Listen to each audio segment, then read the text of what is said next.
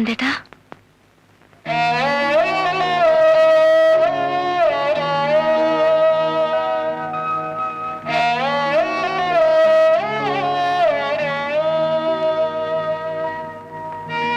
ക്ലോക്കിൽ രണ്ടടിക്കുമ്പോഴും ഞാൻ ഉണർന്നു നടക്കായിരുന്നു.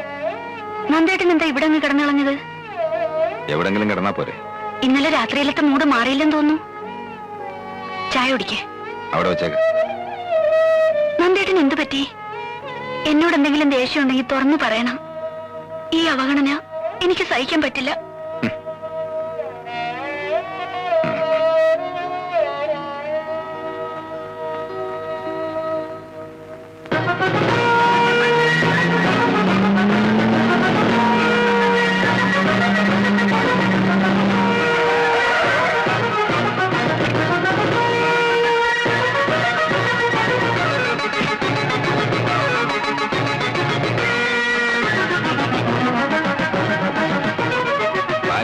ഇല്ലല്ലോ, എറണാകുളത്ത് വരികയാ. എപ്പോ വരും? നാളെ വരും.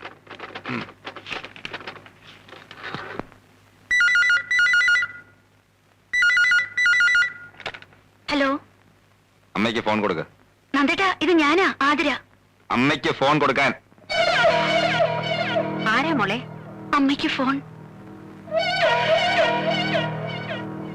ഹലോ, നന്ദന. അവളോട് കുറച്ചു ദിവസം അവളുടെ വീട്ടിൽ പോയി നിൽക്കാൻ പറ. ഞാൻ വിളിച്ചിട്ട് വന്നാ മതി. നീ എന്ത് ഭ്രാന്തായി പറയുന്നത്? എന്താ കാര്യം? അമ്മ ഞാൻ പറഞ്ഞത് കേട്ടാ മതി. എന്താ അമ്മേ? നിങ്ങൾ തമ്മിൽ എന്തെങ്കിലും സംസാരം ഉണ്ടായോ? ഇല്ല.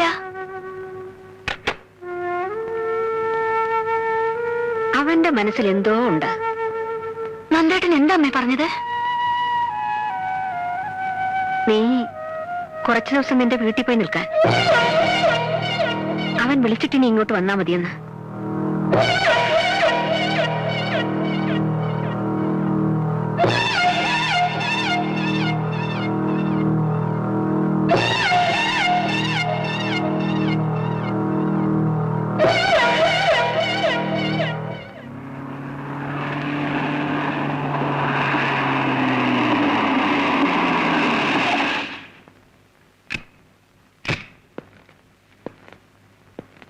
നിനക്ക് എന്തു പറ്റി?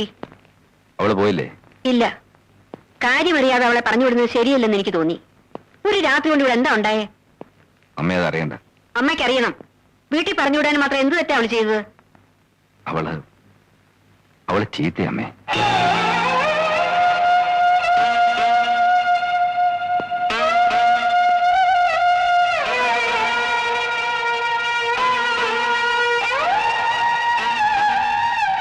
കല്യാണം കഴിഞ്ഞ ആദ്യ ദിവസങ്ങളിൽ ഞാൻ അമ്മയോട് ചോദിച്ചില്ലേ നമുക്ക് തെറ്റുപറ്റിയോന്ന്?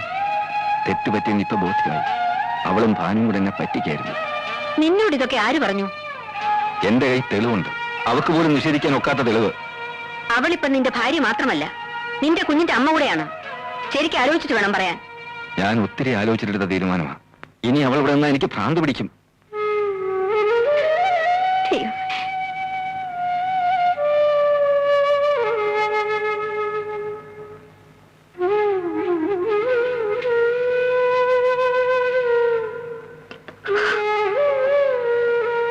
പറഞ്ഞതൊക്കെ കേട്ടില്ലേ?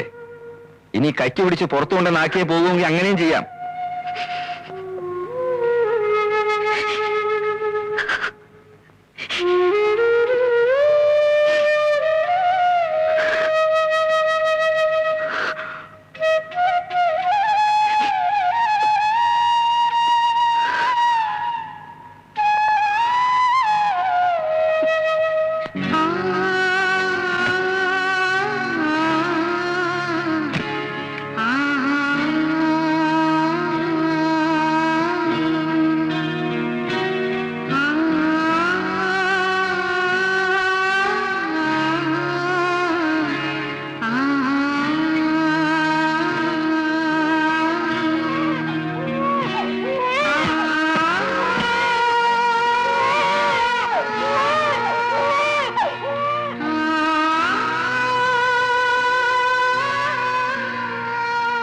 മോളെ,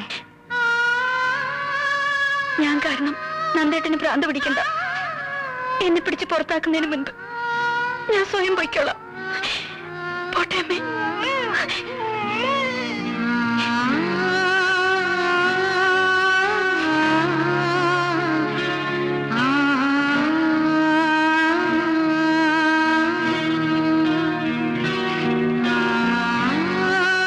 അവളോട് പോകരുതെന്ന് പറഞ്ഞു. മോളെ, ഇല്ലമ്മേ, നന്ദേട്ടൻ നിൽക്കരുതെന്ന് പറഞ്ഞ വീട്ടിൽ പിന്നെ എനിക്കെന്താ സ്ഥാനം?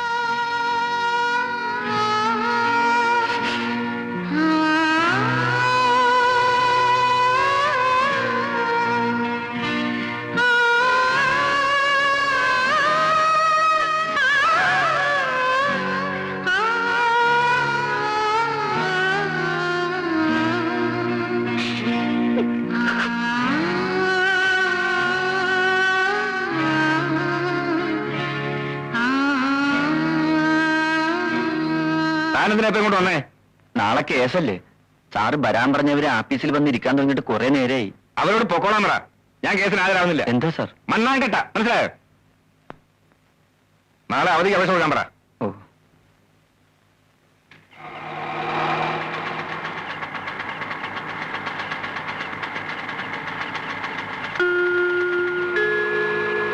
അയ്യോ, മോളല്ലേ? ഇവളെന്താ ഈ നേരത്ത്?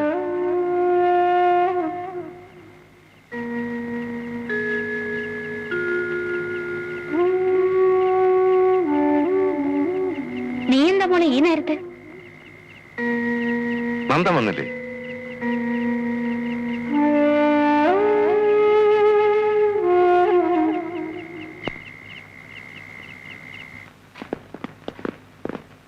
സാറേ, ഇന്ന് വിസ്താരം നടക്കുന്നു തോന്നണില്ല. അതെന്താണോ? നന്ദകുമാർ സാറ് ഹാജരാകുന്നില്ല. അവധിക്ക് അപേക്ഷ കൊടുത്തു. അവധിക്ക് അപേക്ഷ കൊടുത്തോ? ആ, ഇപ്പൊ കൊടുത്തോളൂ. ജമാലെ, സാറിന് എന്താ സുഖമില്ലേ? ഏയ്, അസുഖമൊന്നുമില്ല. എന്തോ ചെറിയ ഫാമിലി പ്രോബ്ലംസ്. വൈഫ് വേണമെങ്കിൽ വീട്ടിൽ പോണുണ്ട്. ആതിരയും മോനും വീട്ടിൽ പോകാൻ അവിടെ വിശേഷം വല്ലതുണ്ടോ? ആ, ഒരു ചെറിയ വിശേഷമുണ്ട്. നന്ദേട്ടൻ ഓഫീസിൽ വന്നിരുന്നു എന്ന് അറിഞ്ഞപ്പോഴേ ഞാൻ വിചാരിച്ചു എന്തെങ്കിലും വിശേഷം കാണുന്നു. ഞാൻ അമ്മയുടെ വീട്ടിൽ പോയിട്ട് കുറച്ച് ദിവസമായി.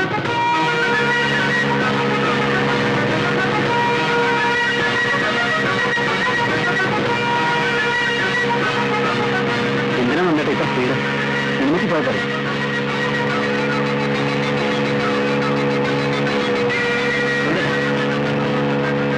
നന്ദേട്ടാ,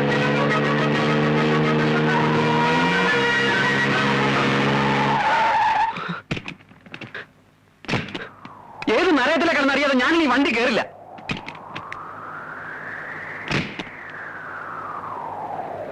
എന്റെ വിവാഹ നിശ്ചയം കഴിഞ്ഞതിന്റെ അടുത്ത ദിവസം നീ എന്നെ കാണാൻ വന്നപ്പോ ഒരു കത്തിന്റെ കാര്യം പറഞ്ഞത് ഓർമ്മയുണ്ടോ? ഈ അടുത്ത ദിവസം അതെന്റെ കയ്യിൽ കിട്ടിയത്. ദാ വായിച്ചു നോക്ക്.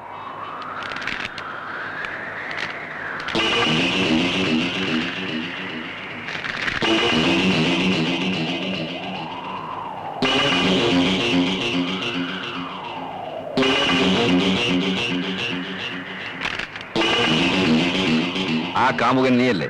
അല്ല നന്ദേട്ടാ.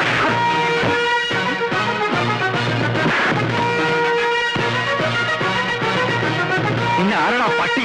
നന്ദേട്ടാ, ഞാൻ പറയുന്നത് കേൾക്ക്. നന്ദേട്ടാ, ആതിരയുടെ ഭാവന സൃഷ്ടിയാണ് ആ മനുഷ്യൻ. നന്ദേട്ടന്റെ പ്രപ്പോസൽ അവൾക്ക് ഇഷ്ടമല്ലായിരുന്നു എന്നുള്ളത് സത്യമാണ്.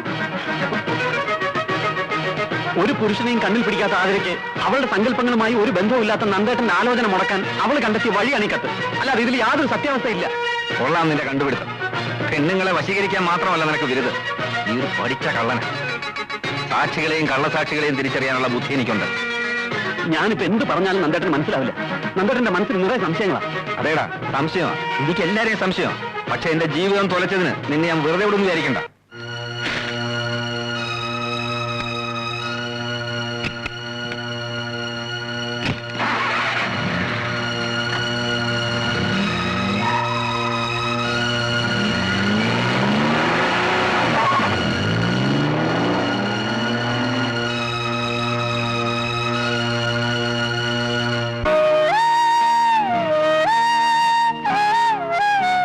ഇപ്പൊ നിനക്ക് തൃപ്തിയായോ? ബന്ധവും വെച്ചുകൊണ്ടുള്ള കളിയും ചിരിയും വേണ്ടെന്ന് ഞാൻ എത്ര തവണ നിന്നെ വിലക്കി. ഇപ്പൊ അവളുടെ ജീവിതം ഒരു വഴിയായപ്പോ നിനക്ക് മതിയായോ? ഞാൻ നോക്കിയിട്ട് നന്ദന്റെ ഭാഗത്ത് ഒരു തെറ്റുമില്ല. ഇത്തരത്തിലൊരു കത്ത് കിട്ടിയാൽ ഞാനായാലും ഇങ്ങനെയൊക്കെ ചെയ്യൂ. ഇനി അതിലെഴുതിയിരിക്കുന്നത് സത്യമല്ലെന്ന് ആര് കേട്ടു? നന്ദേട്ടൻ എന്നെ കുറിച്ച് എന്ത് വേണമെങ്കിലും കരുതിക്കോട്ടെ. പക്ഷേ അമ്മായിയും അമ്മാവനും എന്നെ അവിശ്വസിക്കരുത്. ആതിരയെ ഞാൻ എന്റെ മുറപ്പെണ്ണായിട്ടല്ല കണ്ടത്. ജീവിച്ചിരുന്നെങ്കിൽ ആതിരയുടെ പ്രായമുണ്ടാകുമായിരുന്ന എന്റെ ദീപമുള്ള സ്ഥാനമാണ് ഞാൻ അവൾക്ക് കൊടുത്തത്. ആ സ്വാതന്ത്ര്യത്തിൽ കുറെ അടുത്ത് പെരുമാറിയിട്ടുണ്ടെങ്കിൽ അത് തെറ്റായിപ്പോയി എന്ന് എനിക്കിപ്പോഴും തോന്നുന്നില്ല.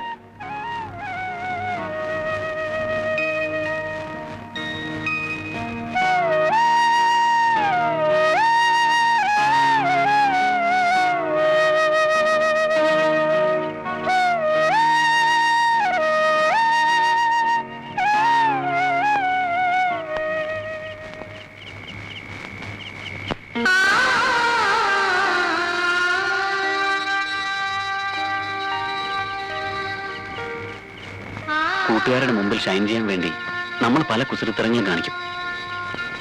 കുഞ്ഞുനാളിലെ നീ അതിന് മിടുക്കിയായിരുന്നു.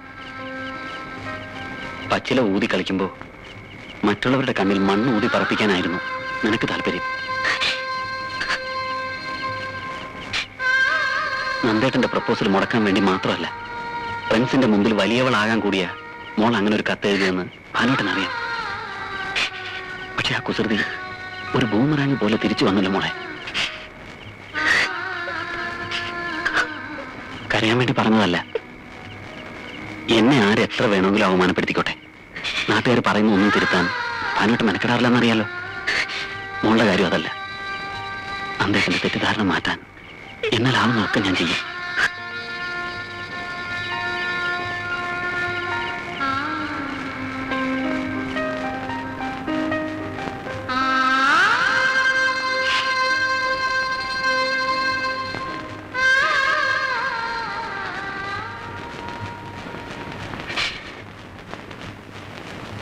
എന്തിനാ മോളെ ഇങ്ങനൊരു കുസൃതി നീ കാട്ടിയത്? അന്ന് ഇങ്ങനൊരു ബന്ധം വേണ്ടാന്ന് നീ പറഞ്ഞപ്പോ ജീവിതത്തെ കുറിച്ച് നിനക്കൊന്നും അറിയാഞ്ഞിട്ടാണ് അച്ഛൻ കരുതിയത്. അതാ നിർബന്ധിച്ചത്. സന്തോഷത്തോടെ നിങ്ങൾ കഴിയുന്നത് കണ്ടപ്പോ അച്ഛന്റെ കണക്കൂട്ടലുകൾ തെറ്റിയിട്ടില്ലെന്ന് ഞാൻ സമാധാനിച്ചു. ഇനിയിപ്പോ എന്തു പറഞ്ഞ അച്ഛൻ നന്ദനെ ബോധ്യപ്പെടുത്തേണ്ടത്? നന്ദേട്ടനെ പിരിഞ്ഞിരിക്കാൻ എനിക്കാവില്ല അച്ഛാ. എനിക്ക് കാണണം. ഞാൻ പറഞ്ഞ നന്ദേട്ടനെല്ലാം മനസ്സിലാവും. വേണ്ട മോളെ, അവന്റെ മനസ്സിപ്പോ അസ്വസ്ഥമാണ്. അതൊന്ന് തണുക്കട്ടെ. നിന്നെ കൂടാതെ നന്ദനും ജീവിക്കാൻ കഴിയില്ല. അച്ഛൻ പോകാം. കാല് പിടിച്ചെങ്കിലും അവന്റെ മനസ്സ് മാറ്റാൻ. മക്കളെ കൊഞ്ചിച്ചും ലാളിച്ചും വളർത്തുന്ന അച്ഛനമ്മമാരെ ഞാനും കണ്ടിട്ടുണ്ട്. കൊഞ്ചല് കൂടിയാ പിള്ളേരെ വഷളാവും. അതാ ഇവിടെ സംഭവിച്ചത്. കല്യാണത്തിന് മുമ്പ് ഒരു ചെറുപ്പക്കാരനുമായി അഴിഞ്ഞാടി നടന്നിട്ട് സ്വന്തം ശരീരം പോലും അവന് സമർപ്പിച്ചിട്ട്. നന്ദ, ഞാൻ അവളുടെ അച്ഛനാണ്. ഇങ്ങനൊരു ആലോചന വന്നപ്പോ എതിർത്തവർ പലരുണ്ടായിരുന്നു. എന്നിട്ടും ഞാനത് സമ്മതിച്ചത് കുട്ടിത്വം വിട്ടുമാറാത്ത എന്റെ കുഞ്ഞു ചെയ്യുന്ന തെറ്റും ശരിയും മനസ്സിലാക്കാനുള്ള പക്വത നന്ദനുണ്ടല്ലോ എന്ന് കരുതിയിട്ടാണ്. ഞാൻ അവളെ സ്നേഹിച്ചിട്ടേ ഉള്ളൂ. ക്ഷമിക്കാവുന്നതിന്റെ പരമാവധി ശ്രമിച്ചിട്ടാ ഒരു ജീവിതം തുടങ്ങിയതും അത് ഇവിടെ വരെ കൊണ്ട് എത്തിച്ചതും.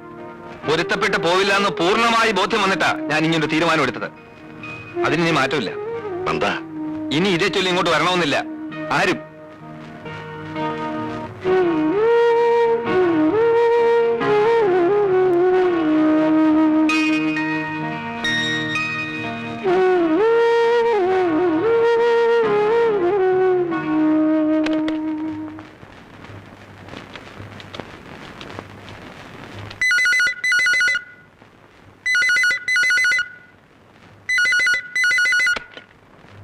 ഹലോ, നന്ദേട്ട ആതിരയാണ്.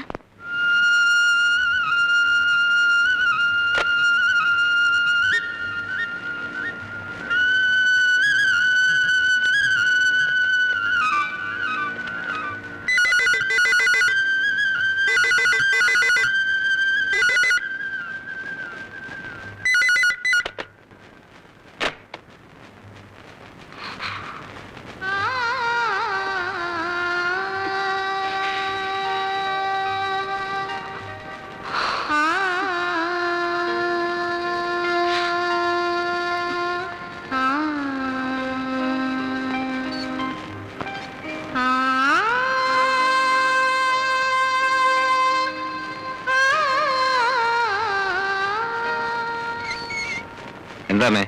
ഒന്നുമില്ല. ഞാൻ ഓർക്കുകയായിരുന്നു, അവളും കുഞ്ഞും പോയേ പിന്നെ ഈ വീട് ഉറങ്ങിയ പോലായി.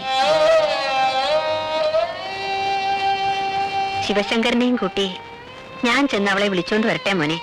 എന്തിന്? എനിക്കിനി അവളെ കാണണ്ട.